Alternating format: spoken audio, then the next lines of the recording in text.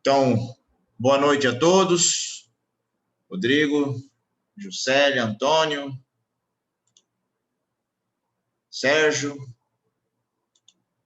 Luciana. Boa noite. Hoje nós vamos estar falando sobre segurança no trabalho. É um assunto ao qual faz parte da ementa do curso de logística e de extrema importância que vocês tenham domínio, tá? Nós vamos estar falando sobre a NR11, certo? A NR11, ela trata sobre transporte, movimentação, armazenagem e manuseio de materiais, tá? Então, tudo aquilo que envolve equipamento de movimentação, armazenagem e manuseio de materiais está enquadrado na NR11, tá?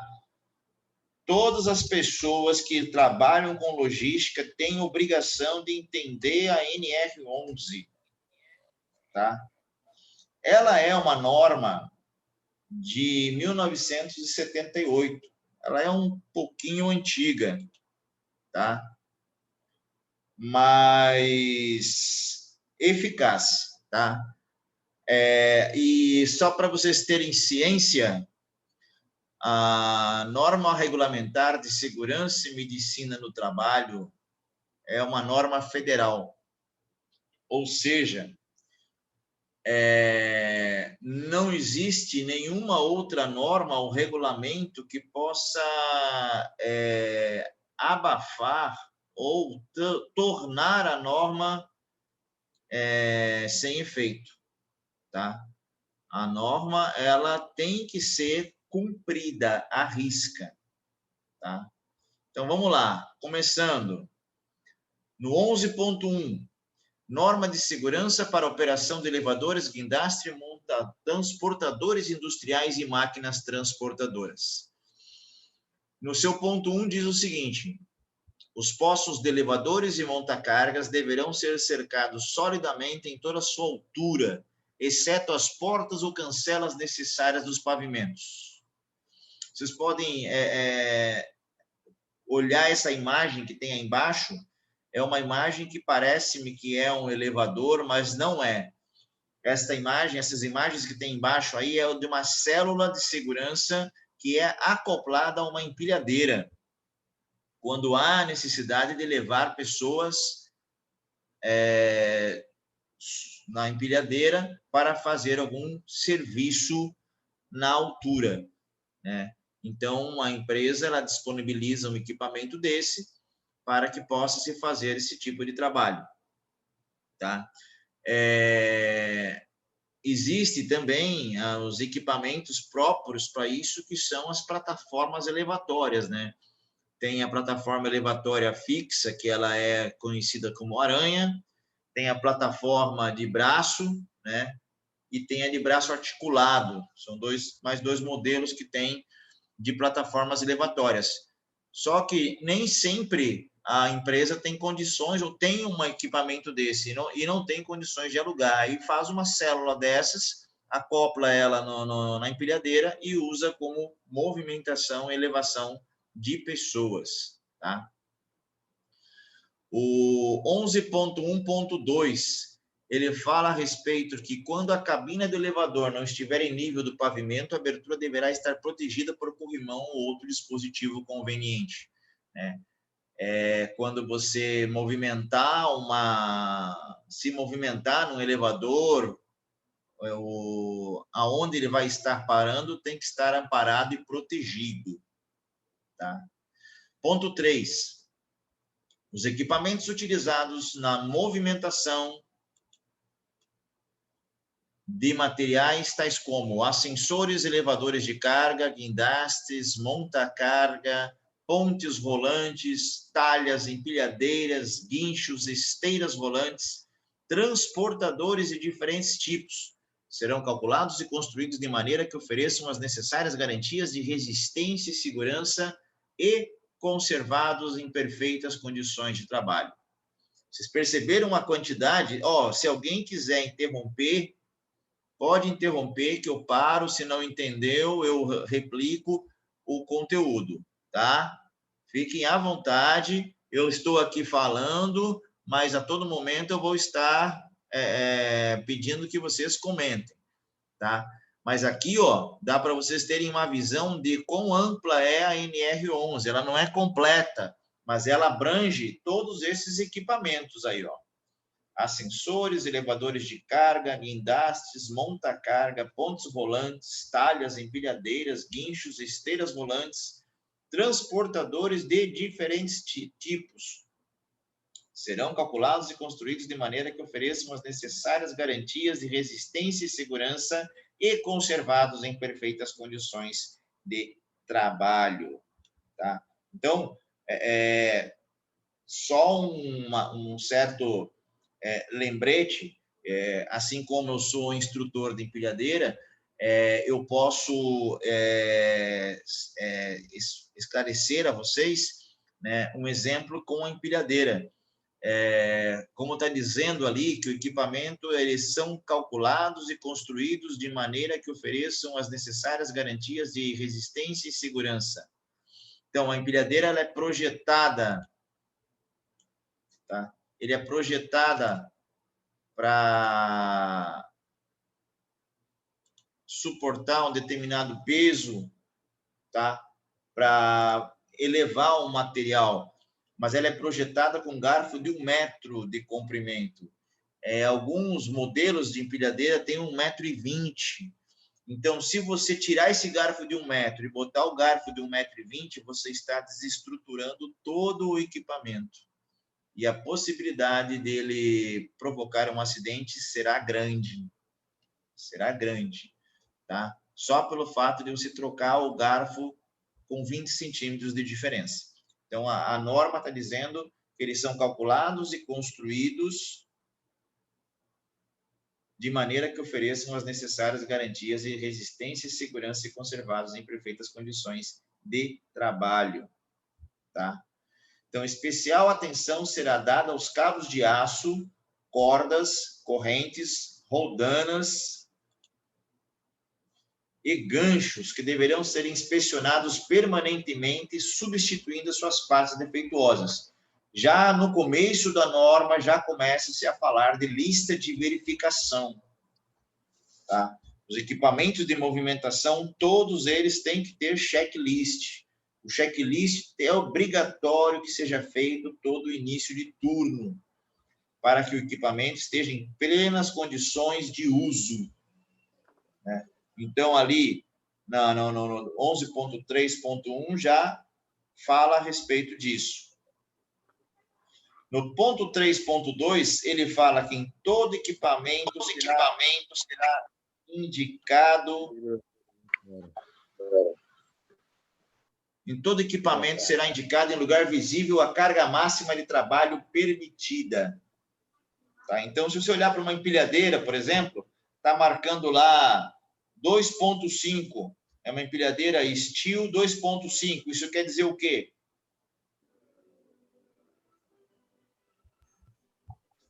Ela suporta 2,5 toneladas. Exatamente.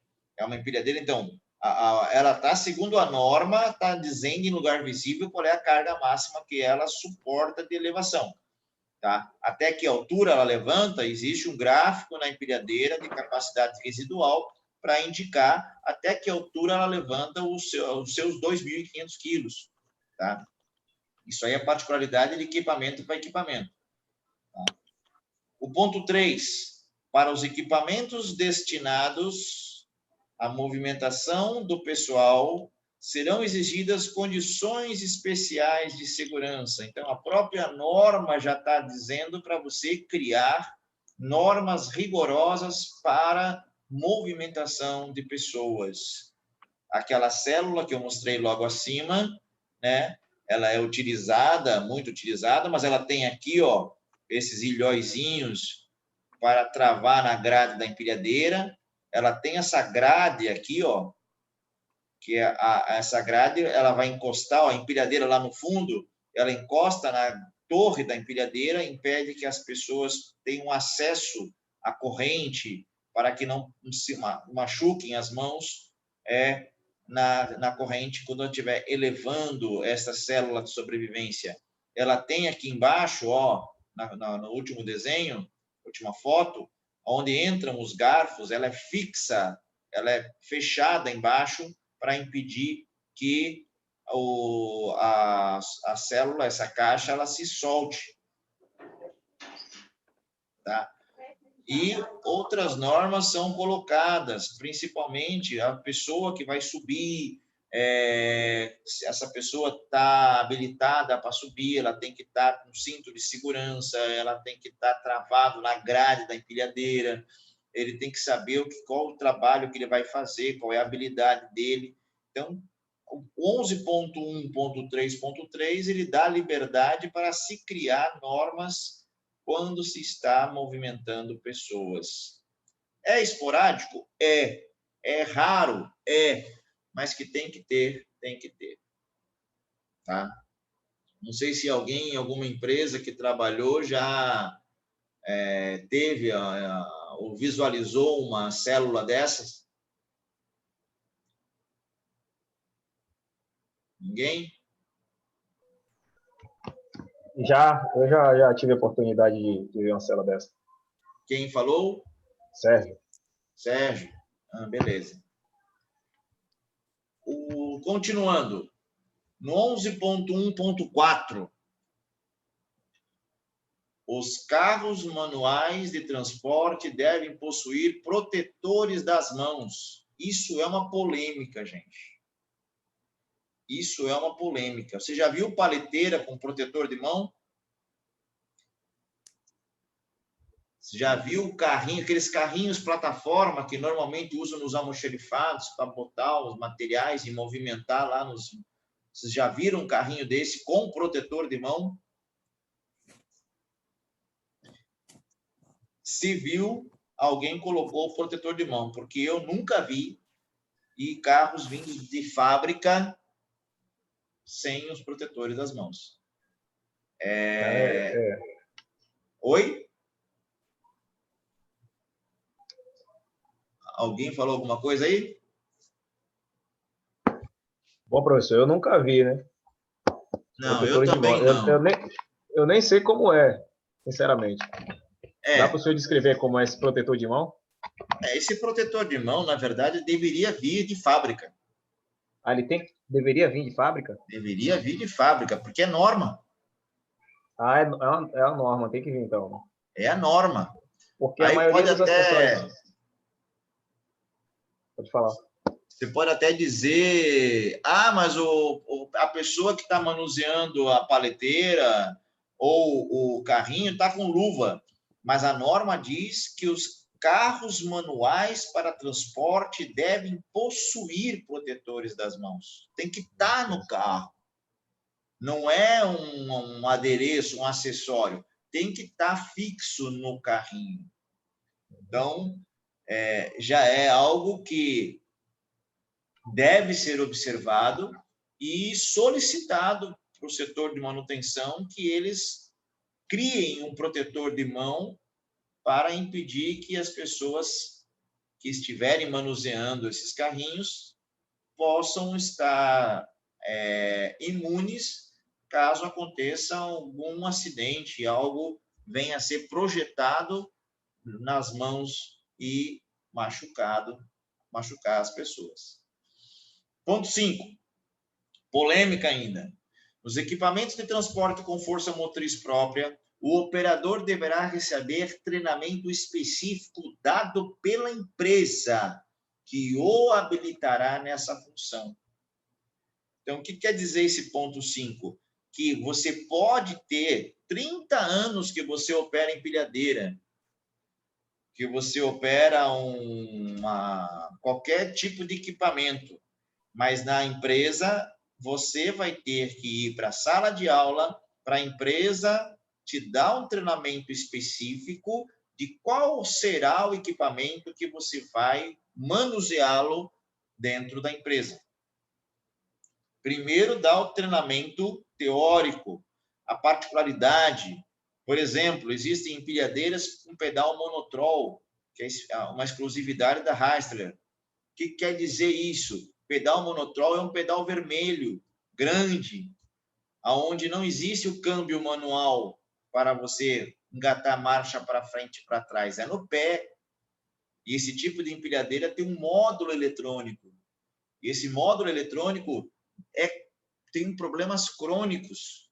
Então, antes de eu colocar uma pessoa para trabalhar, eu preciso dizer para essa pessoa que o equipamento que eu tenho na minha empresa, a especificidade dele, e caso ele tenha alguma particularidade na questão de manuseio, eu tenho que treiná-lo antes de fazer um teste prático com ele. Eu tenho que dar o treinamento teórico. Eu, particularmente, sou totalmente contra dar teste prático sem antes dar um teórico do equipamento que eu tenho dentro da minha empresa. E a norma diz isso, que a empresa tem que dar treinamento específico. E muitas empresas não dão esse treinamento específico e colocam as pessoas para fazerem o teste prático. E isso é problema. Isso é problema. Ponto 6. Continuando a polêmica. Os operadores de equipamentos de transporte motorizado deverão ser habilitados e só poderão dirigir se durante o horário de trabalho portarem um cartão de identificação com nome e fotografia em lugar visível. Repetindo, os operadores de equipamento de transporte motorizado deverão ser habilitados. Que habilitação é essa? É a permissão que é dada na própria empresa para que o operador ele possa estar manuseando essa máquina em certos tipos de área. Perfeito. Sérgio? Sérgio. Perfeito, Sérgio. É o que está dizendo no 11.1.5. Essa habilitação é o treinamento específico dado pela empresa.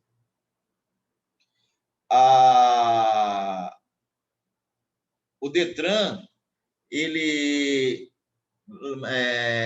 passou um documento de tanto as empresas ligarem para eles e perguntarem qual era a habilitação que o operador de empilhadeira, que é o mais comum dos equipamentos de utilização e de movimentação de cargas dentro de uma empresa, qual seria a habilitação que teria que ter o operador de empilhadeira para manusear o equipamento.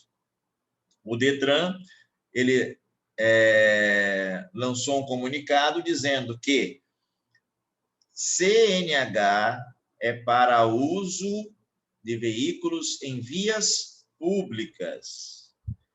Internamente, dentro de uma empresa, não se há exigência nenhuma do Detran de CNH. Então, o Detran disse que não há necessidade de CNH para se trabalhar dentro de empresa, desde que o equipamento não vá para uma via pública. Por sua vez, o Senai também lançou um comunicado dizendo que não habilita e não dá treinamento de operador de empilhadeira para pessoas não habilitadas, porque subentende-se que não sabe dirigir. É um tanto quanto polêmico, porque tem muitas pessoas que não têm habilitação e sabem dirigir muito bem. E tem muitas pessoas que têm habilitação e não sabem dirigir. Por exemplo, as pessoas que têm habilitação A e B e só pilota moto. Não tem noção de espaço de carro. Ou pessoas que só tiraram a habilitação e nunca dirigiram. Essas pessoas têm dificuldade de usar o equipamento. Então, tem que ter uma sensibilidade muito grande no que diz essa questão do 11.1.6. Tá? Essa habilitação é habilitação dada no treinamento específico que a empresa deu e treinou a pessoa. O 11.1.6.1, ele está falando que existe um cartão que dá validade de 1 ano, que é o crachá, né? Que identificação. Em salvo imprevisto e para revalidação, o empregado deverá passar por exame de saúde completo por conta do empregador. Tá? Esse aí é aquele exame periódico que todo mundo faz. E são exames deveras fracos. Tem muitos exames que não passa de um questionário que o suposto médico dita e você responde, e sequer ele usa o estetoscópio para ouvir o seu coração ou os seus pulmões. Então, são exames muito superficiais. E aí o que acontece? Aí que entra a questão da exigência da CNH. As empresas sabem que esses exames periódicos aí são fracos, mas ela precisa se resguardar em relação às pessoas que fazem uso do manuseio de equipamentos. Então, a empresa exige que as pessoas que vão manusear tenham CNH e apresentem uma cópia da CNH para que ela possa manusear o equipamento internamente. E um detalhe a mais ainda, tá? Quando a sua habilitação está vencendo, o RH te dá uma cartinha dizendo: vá atualizar a sua habilitação, porque senão você não vai, se ela vencer, você não vai manusear o equipamento. Né? Subentende-se, está passivo de ser demitido. Aí você vai e você gasta a renovação da sua habilitação. Vem a sua habilitação renovada, tira uma cópia e entrega na empresa. Então, a empresa se resguarda porque quando você faz a renovação, você faz a audiometria, você faz o exame de vista, ou faz alguns exames, alguns fazem exames psicotécnicos. Então, toda essa tratativa na renovação da habilitação, a empresa absorve essas garantias, por isso ela exige a CNH, para se garantir que a pessoa está habilitada. Se ela está habilitada para manusear um veículo em via pública, com certeza também está habilitada para manusear o equipamento dentro das dependências da empresa. Alguém tem alguma dúvida em relação a isso? Algum comentário?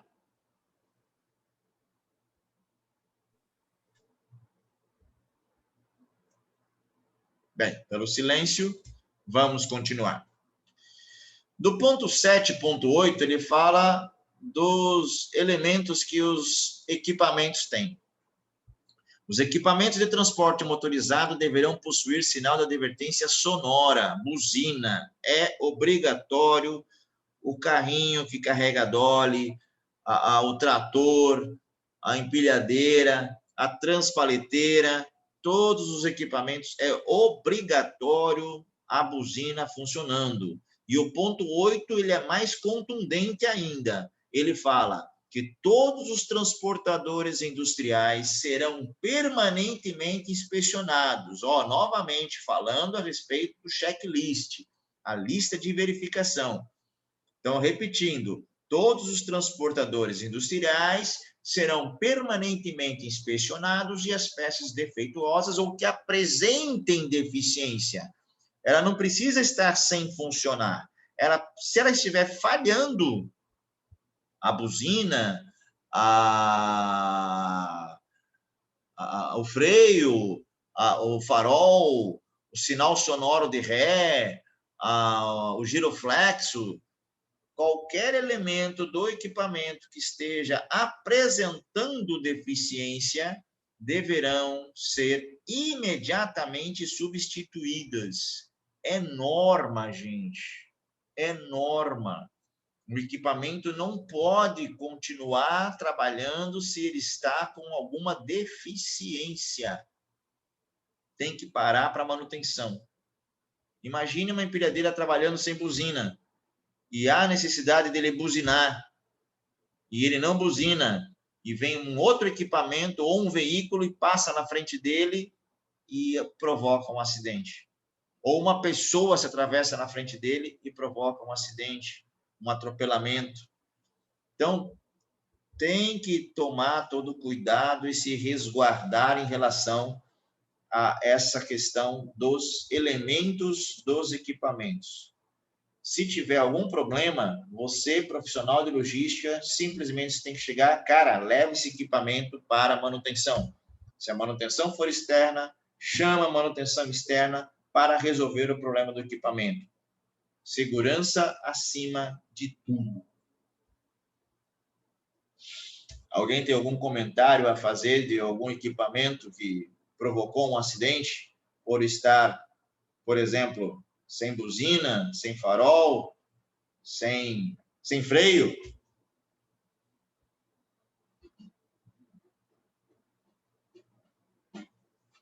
Ninguém?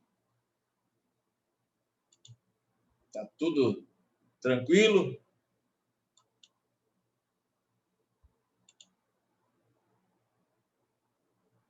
Marco Aurélio, Beatriz, Luciana, senhor Ayrton, Alcanjo, Rodrigo, Matheus, Emerson, Juscelia, ninguém tem nenhuma experiência? Serjão, Antônio, Fred? Marcelo, hoje eu estou de espectador. Essa parte de empilhadeira aí eu nunca tive oportunidade de trabalhar e nem presenciar a operação. Então, hoje eu estou só de espectador aí tentando entender, beleza? Certo. Está conseguindo entender o conteúdo da ANR? Sim, tá tranquilo. Ok. Qualquer dúvida que tenha, pode interromper, que eu estou aqui para esclarecer. Então, vamos lá, gente. Continuando. Ponto 7. Acabamos de falar. Ponto 9. Nos locais fechados ou pouco ventilados, a emissão de gases tóxicos por máquinas transportadoras deverá ser controlada para evitar concentrações no ambiente de trabalho acima dos limites permissíveis. O que quer dizer isso? Em lugares com pouca ventilação, algumas empilhadeiras utilizam aqueles catalisadores que vai na saída do escapamento, que é um filtro, para eliminar o excesso de monóxido de carbono que é lançado no ar. Acontece que as empilhadeiras que trabalham até a empilhadeira 3.0, eu já vi até empilhadeiras 4.5 que são movimentadas com GNV. Na verdade, é GLP, o mesmo gás de cozinha. O cilindro é um cilindro chamado P20, mas ele tem um peso de 13 a 15 quilos e usa a mesma carga que o botijão de cozinha. São 13 quilos. E o gás, ele tem apenas uma molécula de carbono. Então, ele carburiza muito menos. A gasolina tem 8 moléculas de carbono, então ela carburiza muito. Aquela câmera de queima, quando você tem que descarburizar e você abre a tampa do carro ali, você vê que se é gasolina, está preta aquela câmara de queima. E se você tem gás, usa gás no seu carro, aquela tampa está clarinha, porque carburiza muito menos no gás. Engana-se aquele que diz que o gás prejudica o motor. O gás não prejudica o motor do carro. O gás é um dos combustíveis mais limpos que tem. Então, muita gente tem um mito que diz que o motor ele é lubrificado pela gasolina. O motor não é lubrificado pela gasolina. A gasolina só passa pelos bicos de injeção e vai direto para a câmara de queima, para gerar combustão e gerar força no motor. Não passa nada no motor. Então, é mito dizer que o motor que usa gás, né, o GNV, ele estraga mais, ele é mais fraco, ele vai ter mais problemas. Não vai ter, porque o combustível GNV é o mais limpo de todos. Inclusive, tem um vídeo explicativo no YouTube. Se alguém tiver alguma dúvida, acesse lá e coloque a respeito de manutenção de motores a gás, motores a GNV. O ponto 10 é o último quesito do 11.1. Em locais fechados e sem ventilação é proibida a utilização de máquinas transportadoras movidas a motores a combustão interna, salvo se providas de dispositivos neutralizadores adequados. Não existe dispositivo neutralizador, né? Se não pode internamente movimentar com o equipamento movido a combustão interna, internamente são só equipamentos elétricos, transpaleteiras, empilhadeiras contrabalançadas ou retráteis, aqueles carrinhos rebocadores de dolly, só equipamentos elétricos. Não dá para botar trator, empilhadeira a combustão, trabalhando internamente. Tá? Ponto 2. Norma de segurança do trabalho de atividades de transporte de sacas. Essa norma, ela é um tanto quanto já ultrapassada, tá? Porque ela fala a respeito de movimentação de longa distância, mas nós vamos estar apenas comentando a respeito dela. Se alguém tiver alguma dúvida, é só interromper que a gente comenta e tira a dúvida, tá? Então, vamos lá. 11.2.1. Denomina-se para os fins de aplicação da presente regulamentação de expressão transporte manual de sacos toda atividade realizada de maneira contínua ou descontínua essencial ao transporte manual de sacos, na qual o peso da carga é suportado integralmente por um só trabalhador, compreendendo também o levantamento e sua deposição. Ponto 2. Fica estabelecida a distância máxima de 60 metros para o transporte manual de um saco. Aí vem o 2.1 ali. Além do limite previsto nesta norma, o transporte descarga deverá ser realizado mediante impulsão de vagonete, carro, carreta, carro de mão apropriado ou qualquer tipo de tração mecanizada. Então, aqui já está dizendo a questão de que é preferível, é melhor que se manuseie os sacos por equipamentos de tração mecanizada. Uma paleteira, transpaleteira, carrinho, empilhadeira, qualquer tipo de coisa. Falou até aquele carro de mão apropriado. Primeira imagem que vem na minha mente é o cara que pega um saco de cimento na construção civil e bota no carrinho de mão, na carrinhola, para não ter a necessidade de puxar aqueles 50 quilos pela obra. Então, a norma está dizendo exatamente para que não esforce-se carregando, puxando saco. 11.2.3. É vedado o transporte manual de sacos através de pranchas sobre vãos superiores a 1 metro ou mais de extensão. Tá? Aí está falando de trabalho já, vamos dizer assim, meio em altura, em lugares que tem limitação de largura para você se movimentar. Tá? Digamos que o seu equilíbrio prejudicado. E o 11.2.3.1, as pranchas de que se trata o item deverão ter a largura mínima de 50 centímetros, né?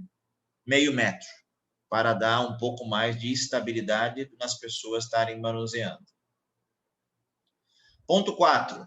Na operação manual de carga e descarga de sacos em caminhão ou vagão, o trabalhador terá o auxílio de ajudante. Então, se houver uma necessidade de ter um transbordo, uma movimentação de sacaria, vocês já sabem que o cara não pode ficar sozinho fazendo esse tipo de serviço. Tem que ter pelo menos um ajudante. 2 pessoas para fazerem a manipulação da descarga de sacos.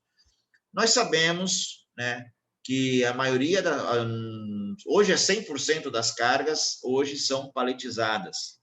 Toda sacaria é paletizada. Então, não existe uma situação ao qual esse ponto da norma vem falando. Tá? O ponto 5 fala ali, ó, as pilhas de sacos dos armazéns deverão ter altura máxima limitada ao nível de resistência do piso, a forma de resistência dos materiais de embalagens e a estabilidade baseada na geometria, tipo de amarração e inclinação das pilhas. Isso aí é no tempo em que os caminhões trabalhavam com sacaria para entrega no porto. Então, tinha saca de grãos, né? Soja, milho, trigo, café, né? Feijão, arroz, era tudo em sacaria. E era batido nos caminhões e quando chegava nos portos ou nas unidades de transbordo, era tudo batido no braço.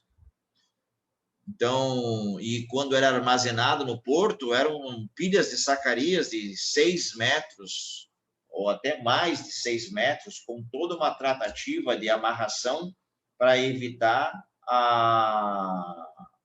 o desabamento. Ali o ponto 6 foi revogado na portaria. Ponto 7, no processo mecanizado, ó, aqui já fala, ó, acabou o problema. No processo mecanizado de empilhamento, aconselha-se o uso de esteiras volantes dadas ou empilhadeiras. Acabou a polêmica. Então, hoje em dia, o 11.2.7 vigora em 100% da movimentação de sacarias. Tá?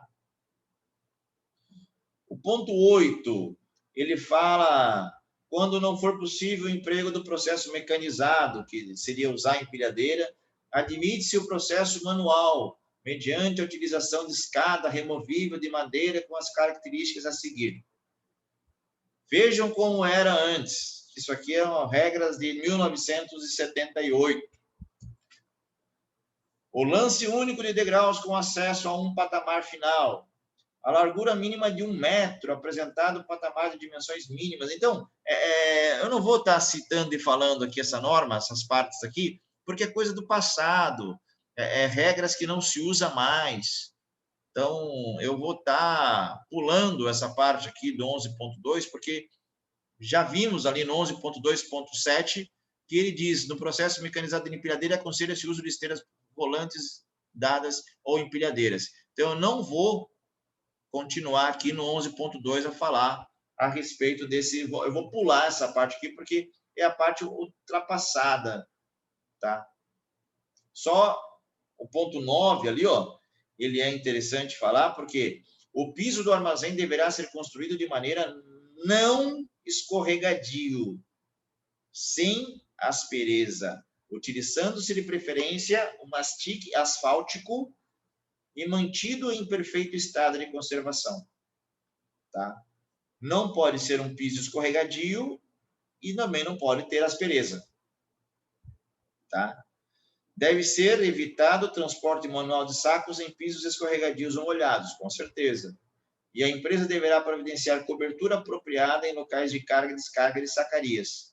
Por isso que as docas de descarga e carga são cobertas, porque a norma exige. 11.3, isso já não tem mais nada a ver, viu, Rodrigo? Não tem nada a ver mais com empilhadeira. Agora é com situações internas dentro de uma área logística, tá? O 11.3 ele fala especificamente de armazenamento de materiais, tá? Ali no 11.3.1 ele fala: o peso do material armazenado não poderá exceder a capacidade de carga calculada para o piso. E ali a foto, a imagem, está mostrando um par-viga, uma viga de uma estrutura porta-pallets, certo? E está mostrando ali, ó, vou ampliar aqui, ó, olha lá, ó, capacidade de carga 2.000 quilos. E para, como diz o ditado, entendeu, tenho que desenhar. Eles já colocam o desenho aqui, ó. 2 pallets de 1.000 quilos. Não pode colocar mais. Não pode colocar mais que 2.000 quilos por plano. Se fizer isso, está ultrapassando a capacidade de carga da estante e isso irá provocar um acidente astronômico, tá? Todos devem estar lembrados do acidente que teve lá em, não sei se foi no Maranhão, no Ceará, onde as estantes de um supermercado caíram. Com certeza tem a ver com excesso de capacidade de carga na estante. Com certeza tem a ver com esse excesso de capacidade de carga na estante. Tá? Porque não tem como, certo? Pode ser que a empilhadeira tenha tocado, aí afetou a estrutura e criou o efeito dominó, mas tem que tomar todo o cuidado. Tá? Tem que tomar todo o cuidado.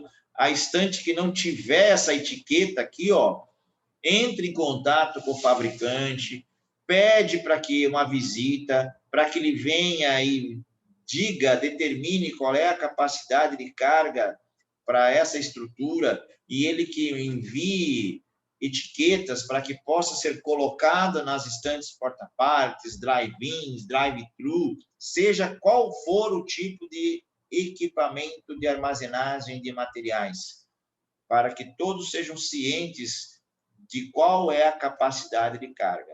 Isso é importantíssimo que seja feito, tá? Não pode ser admitido uma estrutura que você não saiba qual é a capacidade de carga que ela recebe. Ou melhor, que ela suporta, tá? Então, muito cuidado nessa questão do 11.3.1, tá? Não é apenas piso, é estrutura, tá? É estrutura. 11.3.2. Material armazenado deverá ser disposto de forma a evitar a obstrução de portas, equipamentos contra incêndio, saídas de emergência, etc. Tá? Aqui nós temos 3 imagens bonitas, cheirosas aqui para vocês visualizarem. A imagem da esquerda, um carrinho de supermercado e uma lixeira bem na porta. Isso não pode acontecer. A saída de emergência tem que estar totalmente desobstruída. O exemplo aqui da direita é exatamente o avesso. Estrutura totalmente, a porta totalmente obstruída por caixarias. Isso é inadmissível. Isso aí é infração gravíssima. O exemplo do meio está dizendo ali, está mostrando o correto. Então, você tem a porta, você tem o painel de segurança, você tem os equipamentos ali, os extintores identificados e em uma localização sem obstrução. Então, isso aí é extremamente importante que todos saibam. Ponto 3. Material empilhado deverá ficar afastado das estruturas laterais do prédio a uma distância de pelo menos 50 centímetros. Tá? Onde é rua, tem saída de emergência, não há necessidade de você preocupar-se com esta norma. Agora, aonde não tem rua, que é aqui nesse cantinho aqui, ó, à esquerda, eu tenho que deixar pelo menos 50 centímetros da parede, para que possa haver acesso caso haja alguma obstrução no meio do armazém, do barracão, do estoque. No mínimo 50 centímetros. 11.3.4. A disposição da carga não deverá dificultar o trânsito, a iluminação e o acesso às saídas de emergência. A imagem da esquerda aqui mostra o caos, né? Não tem como passar aqui, está absurdamente desorganizado. E a imagem da direita, para completar o 11.3.3, aqui, ó. Ó o espaçamento que tem aqui, ó. Aqui deve estar com 1 metro aqui, ó, da parede até a tarja vermelha aqui, ó, que é o limite para se armazenar. Tem a faixa vermelha do lado da amarela. A vermelha está indicando o espaço aqui da parede. E esse pallet alguém colocou aqui de forma errada. Jamais pode ser essa área obstruída. Ela tem que estar livre. E o 11.3.5, ele fala que o armazenamento deverá obedecer aos requisitos de segurança especiais a cada tipo de material. Os materiais, eles têm como se fosse um DNA. Cada material tem uma particularidade, principalmente os materiais que estão em caixaria. As caixas, elas têm uma simbologia criptográfica que identifica as necessidades do conteúdo interno do produto. Por exemplo, alguém sabe me dizer o que quer dizer essa seta apontada para cima aqui?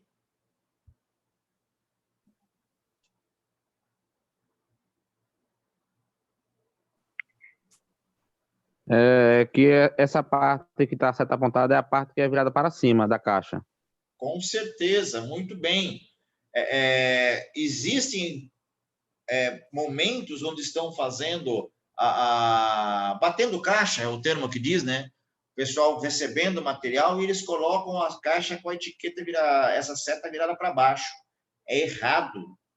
É errado. Porque a caixa, a estrutura, o produto, os calços que estão dentro dessa caixa, eles exigem que a caixa tenha esse sentido, essa seta sempre para cima. O símbolo do lado, o 3 com as 2 setas embaixo, quer dizer o quê? Essa eu vou chutar. Seria o empilhamento de no máximo 3? Chute que caiu, pegou no ângulo, pegou de 3 dedos, fez uma curva e passou pelo goleiro e caiu no ângulo. Exatamente isso. Empilhamento máximo permitido, 3 caixas. Não pode colocar mais, porque a estrutura das caixas não vai suportar 4 caixas empilhadas.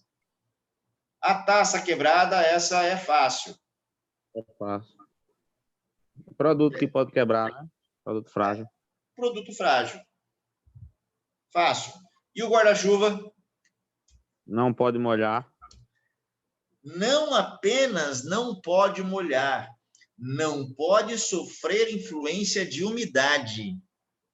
Se o lugar for úmido, não pode ficar as caixas por muito tempo, porque o papelão absorve umidade, perde resistência e a caixa se conforma, provocando o tombamento das caixas que estão acima. É claro que hoje nós temos os filmes stretch ou termoencolhíveis, né? Onde você abraça o pallet com o filme stretch ou passa por ele por uma estufazinha que vai travar aquele termo encolhível e não vai haver o tombamento, né? Caso a caixa passe por um processo de receber umidade, ela não vai passar, não vai haver o tombamento. No meio aqui, ó, nós temos o painel de segurança e o rótulo de risco. Aqui nós estamos falando agora de equipamentos, materiais, produtos químicos. Então, nós temos aqui o painel de segurança, que todo caminhão que transporta produtos químicos, independente se seja tanque ou seja um caminhão baú, um caminhão aberto, inclusive existem particularidades na questão de transporte de tambores em caminhões baú, dependendo do produto, não pode transportar em caminhão baú, só pode transportar em caminhão aberto, devido à concentração de gases, né? Esses gases, conforme diz aqui essa imagem do canto aqui, ó, que é o rótulo de risco.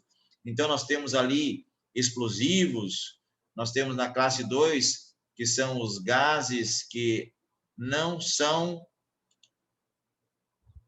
tóxicos. Verde é o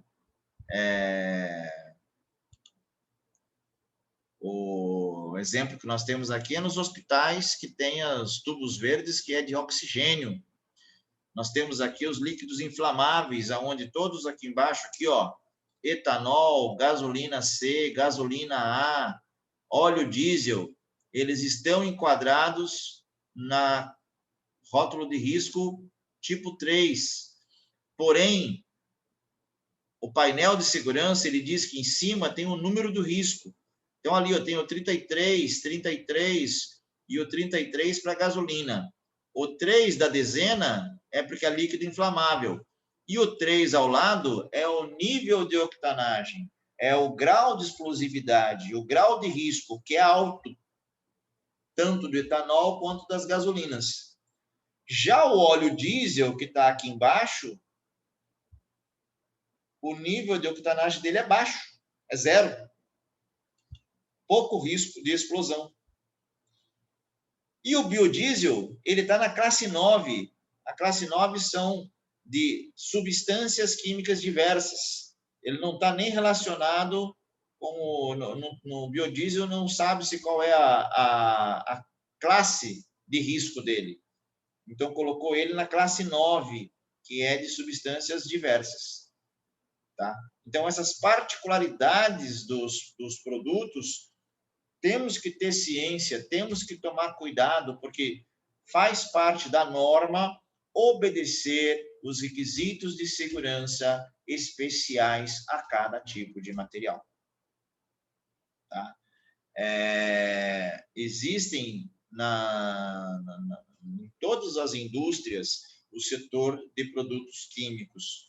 Trabalha-se com tintas, com resinas, trabalha-se com soluções, trabalha-se com substâncias que são tóxicas, que podem até ser explosivas, né? Então, tem que tomar todo cuidado, todo mundo tem que ter a ciência de quais os produtos e quais são as ações que têm que ser tomadas no caso de uma ruptura, no caso de um vazamento. Isso é muito comum nas FISPs, que são as fichas de instruções de segurança de produtos químicos. Lá relaciona cada tipo de produto que você tem internamente e quais são as tratativas que tem que ter no caso de haver um tombamento, um rompimento, né? Se o material é altamente contaminante, pode chegar a contaminar um lençol freático que tenha próximo ali da onde ocorreu o sinistro. Então, tem que ter a ciência de todas essas questões. Isso aí é obrigação de quem trabalha na área conhecer todos os equipamentos que são manipulados no setor. Alguém tem algum comentário a fazer?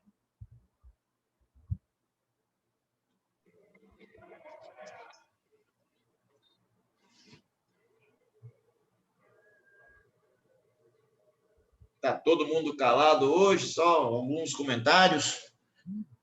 O assunto é tão difícil assim? Ou é como o Rodrigo falou?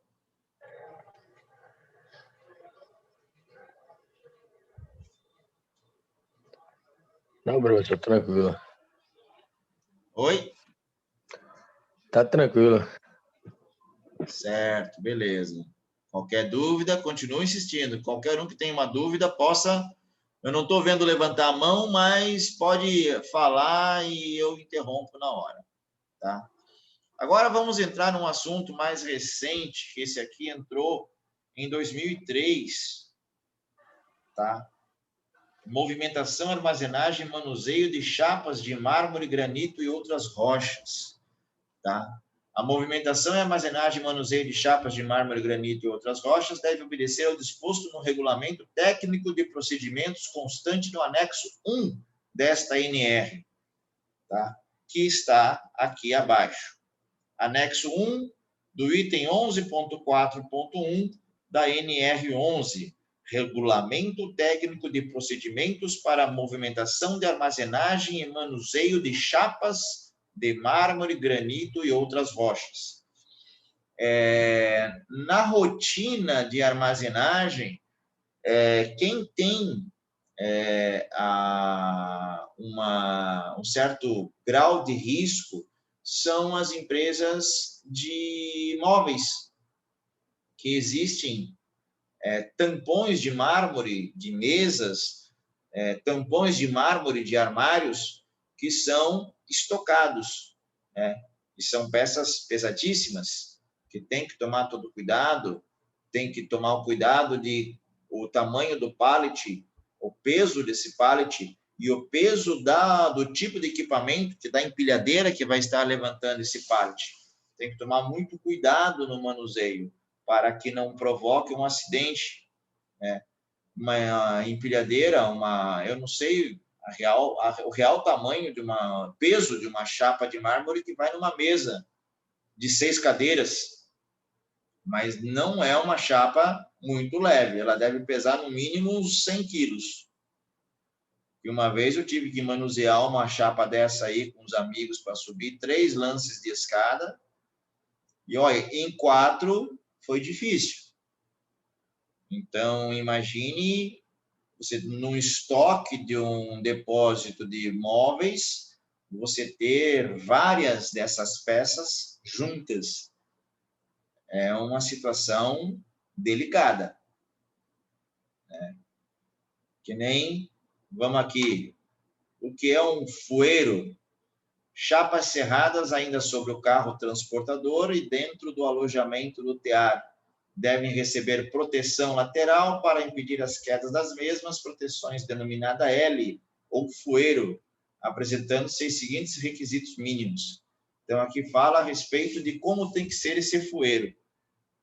Os equipamentos devem ser calculados e construídos de maneira que ofereçam as necessárias garantias de resistência e segurança e conservados em perfeitas condições de trabalho. Em todo equipamento será indicado no lugar visível o nome do fabricante, o responsável técnico e a carga máxima do trabalho permitida. Os encaixes dos L's fueiros devem possuir sistema de trava que impeçam a saída acidental dos mesmos, né? Aqui no final tem ali o que é o fueiro, vamos lá. Essa norma é uma norma bem grande. Fueiro. Peça metálica em formato de L para os carros porta-blocos mais antigos, ou simples, com um de seus lados encaixado sobre a base do carro porta-bloco, que tem por finalidade garantir a estabilidade das chapas durante e após a serrada e enquanto as chapas estiverem sobre o carro. São aquelas também muito utilizadas no transporte de vidros, né? Não sei, alguém tem alguma experiência com fueiro? Ninguém? Aí tem o carro porta-bloco ou carro transportador. Aí vai falando sobre o uso do carro porta-bloco ou carro transportador, deve obedecer os seguintes requisitos mínimos, né? Então, aqui vai falar dos equipamentos a ser calculados e construídos de maneira, tá, mais ou menos falando a mesma coisa, tá? Indicado no lugar visível, a carga, tanto o carro transportador, o porta-bloco, deve dispor de proteção nas partes que ofereçam riscos ao operador, atenção especial aos itens, condições de cabo de aço, ganchos e suas proteções, roldanas, rodas do carro, polias e correias, partes elétricas. Então, atenção em todos os quesitos, tá? Operador do carro transportador, do carro porta-blocos, deve, como a equipe de trabalhar com a movimentação do material, deve receber treinamento adequado específico para a operação, Olha aqui novamente a questão de treinamento específico. As pessoas precisam ser orientadas, né? Todas as informações que a norma tem aqui são informações importantes para que todas as pessoas, por se tratar de peças pesadas, então tem que ter um certo cuidado na hora de manuseá-las, para que ninguém sofra um esmagamento, uma fratura. Então, tem que tomar todo cuidado. O pátio de estocagem. Na verdade, os pátios, onde são realizada a movimentação de armazenagem das chapas, devem ser observados os seguintes critérios. Piso não deve ser escorregadio, não ter saliência e ser horizontal, facilitando o deslocamento das pessoas e materiais. Piso deve ser mantido em condições adequadas, devendo a empresa garantir que o mesmo tenha resistência suficiente para suportar as cargas usuais. Recomenda-se que a área de armazenagem de chapas seja protegida contra intempéries. Nem sempre vai ser protegida. Protegida é as áreas, os materiais que têm um certo valor comercial já. Como no caso, como eu já falei para vocês, a respeito das tampas de mármore, que são de mesas, ou as tampas de mármore de algum balcão, alguma coisa nesse sentido. Quando é material in natura, eles ficam muitas vezes no tempo mesmo, não tem esse devido cuidado. Aí vem os cavaletes, que devem estar instalados sobre bases construídas de material resistente, permeável, de forma a garantir perfeitas condições de estabilidade e de posicionamento, observando os seguintes requisitos. Olha, uma porrada de requisito aqui, ó. Cavaletes devem garantir adequado apoio das chapas e possuir altura mínima de 1,50 m. Cavaletes verticais devem ser compostos de seções de largura máximo de 22 cm. Então, aqui fala todas as tratativas de como tem que ser esse cavalete. 5. Movimentação de chapas com uso de ventosas. Na movimentação de chapas com uso de ventosas devem ser observados os seguintes requisitos mínimos. A potência do compressor deve atender às necessidades da pressão das ventosas para sustentar as chapas quando de sua movimentação. Então, tem um compressor que você bota ali a ventosa, e esse compressor vai fazer a pressão para que a ventosa grude na chapa e permita que se faça a movimentação. Então, tem que ter o cuidado com esse compressor e que ele atenda a essa necessidade de pressão. Porque imagine uma chapa de mármore sendo elevada e de uma hora para outra, simplesmente o compressor não suporta mais fazer a sustentação daquela ventosa e a chapa cai. É claro que você jamais vai movimentar uma chapa à altura acima de 15, 20 centímetros do chão. Mesmo que você está tirando ela do caminhão, você vai tirar ela e vai posicionar ela o mais rápido possível, assim que ela estiver livre da base da carroceria do caminhão. Pelo contrário, professor, Oi. eu tive a experiência de ver um colega tomando um supapo em vez de um bloco de borracha com essa chapa, com essa ventosa aí. Então, quando ele colocou a ventosa para pegar o bloco de borracha, a ventosa subiu de vez e bateu no pescoço do homem, quase cai. Ainda bem que foi apenas um susto. Né? Isso. Cada pressão, muita pressão. É uma pressão danada. Com certeza, é uma pressão muito grande, que se o compressor falha e a ventosa solta, se ela tiver com uma borracha que esticou ela vem com força. Então, tem que tomar todo o cuidado, tem que estar com os EPIs e as distâncias também coniventes com o risco, né, do ricocheteio, caso aconteça o caso que você comentou. Quem foi que comentou o caso agora? Sérgio. Obrigado pelo comentário, Sérgio. Mas isso. Inclusive, está dizendo aqui no ponto D, as ventosas devem ser dotadas de dispositivo auxiliar que garanta a contenção da mangueira evitando ricocheteamento em caso de desprendimento acidental. Exatamente como você falou, Sérgio. A norma está dizendo aqui para tomar, dotar dos dispositivos, garanta a contenção da mangueira, evitando o ricocheteamento em caso de desprendimento acidental. As mangueiras devem estar protegidas, firmemente presas aos tubos de saída e de entrada e preferencialmente afastada das vias de circulação. O fabricante do equipamento deve fornecer manual de operação em português, objetivando o treinamento do operador. As borrachas das ventosas devem ter manutenção periódica e imediata, substituição em caso de desgaste ou defeito que as torne impróprias para o uso. O empregador deve destinar a área específica para a movimentação de chapas com uso de ventosa, de forma que o trabalho seja realizado com total segurança. Esta área deve ser sinalizada, adequada na vertical e no piso. Procedimento de segurança devem ser adotados para garantir a movimentação segura de chapas na falta de energia elétrica. 5.2. Recomenda-se que os equipamentos de movimentação de chapas a vácuo possuam alarme sonoro e visual que indiquem pressão fora dos limites de segurança estabelecidos. Que eu acho que faltou lá, né, Sérgio? Essa questão aqui, né? Nesse caso aí, não tinha esse alarme sonoro, não, e nem o visual. Pois é.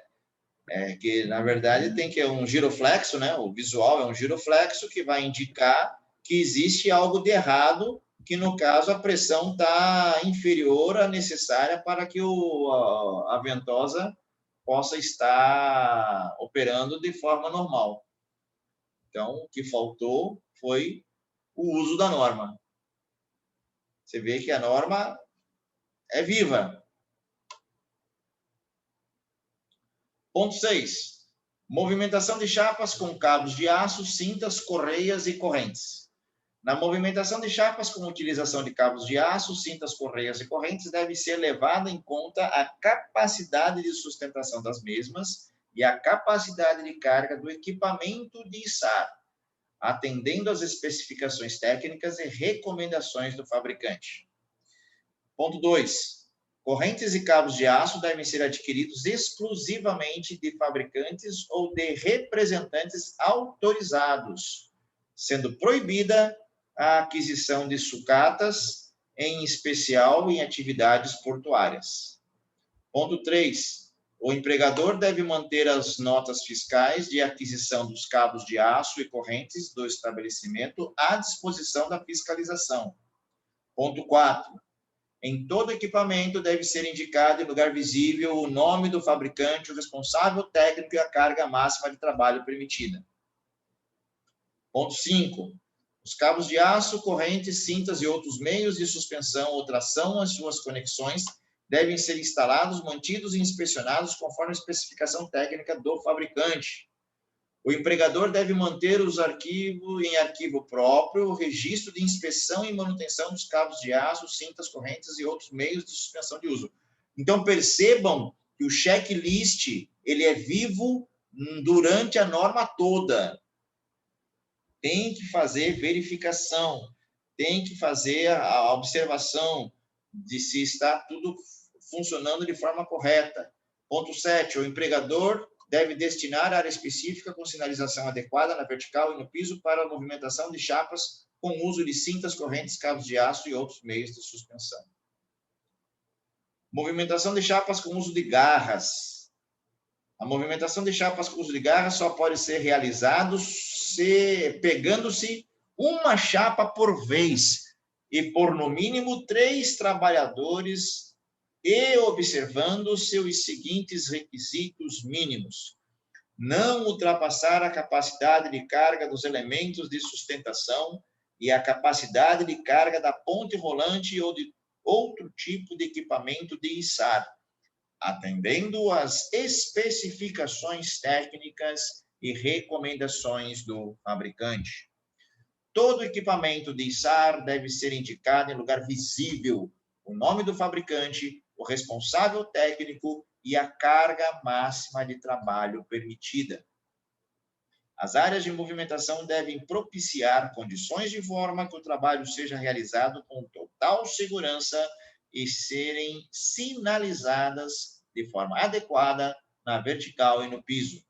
Percebam que as regras se repetem em todos os casos. As empresas devem ter livro próprio para registro de inspeção e manutenção dos elementos de sustentação usados na movimentação de chapas com uso de garras. 7.2.1. As inspeções e manutenções devem ser realizadas por profissionais legalmente habilitados e dado conhecimento ao empregador. Então, observem que todas as normas têm a questão de checklist. Toda norma tem a questão que fala sobre a capacidade de carga, né? Fala sobre a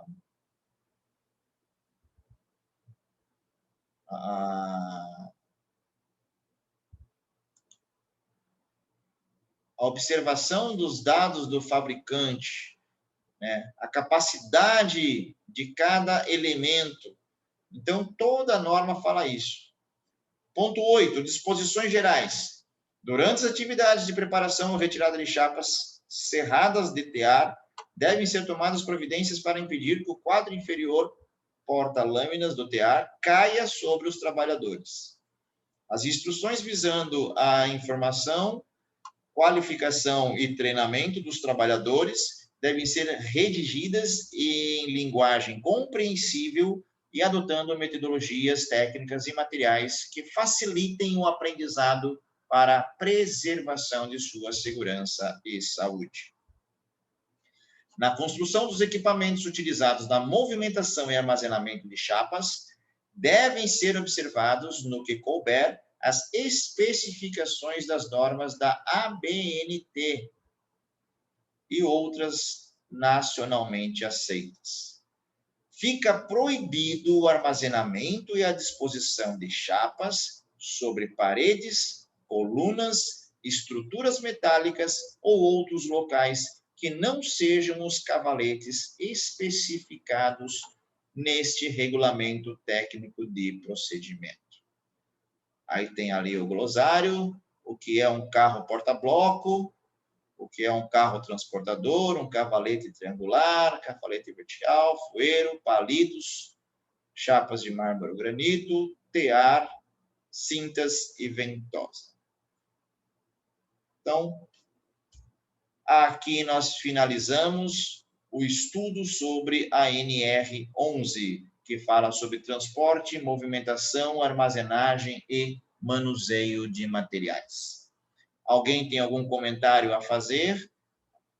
Até uma curiosidade, ou se sabia da norma, já tinha ouvido falar nela, ou nunca ouviu falar na NR11?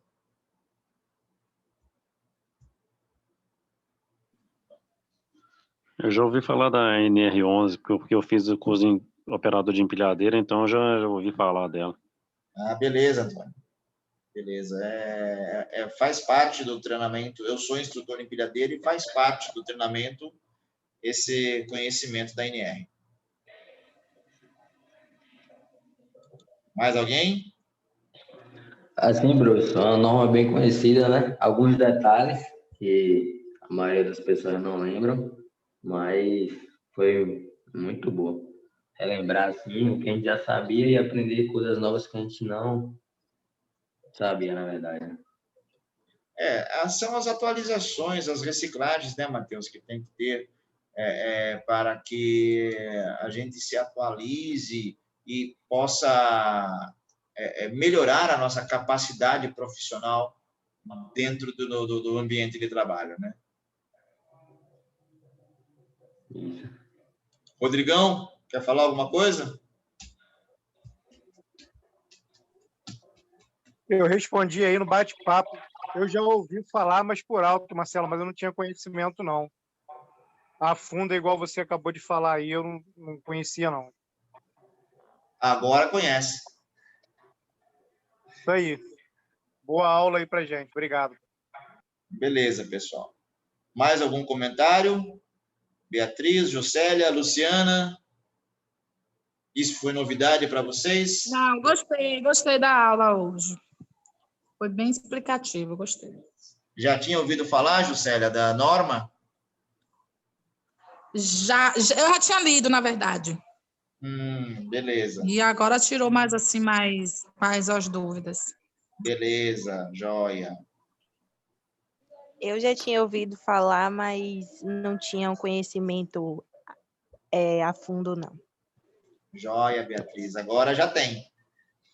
Sim. Beleza. Eu nunca tinha escutado falar, não, mas eu ouvi direitinho agora e compreendi tudo. Ficou tudo bem claro. Beleza. Eu acho que eu botei o conteúdo nos grupos. Se eu não botei, eu vou colocar esse conteúdo para vocês nos grupos, tá? Para que vocês tenham esse material para vocês tirarem alguma dúvida. Certo? Tá bom, obrigada. Se não tem mais nenhum comentário, se todos estão satisfeitos com a aula, ninguém tem nenhuma dúvida, então, boa noite a todos, obrigado pela atenção de vocês e até a próxima aula. Valeu, Bruce. Boa noite, galera. Valeu, Boa Marcelo. noite. Boa noite. Boa noite. Boa noite. Boa noite.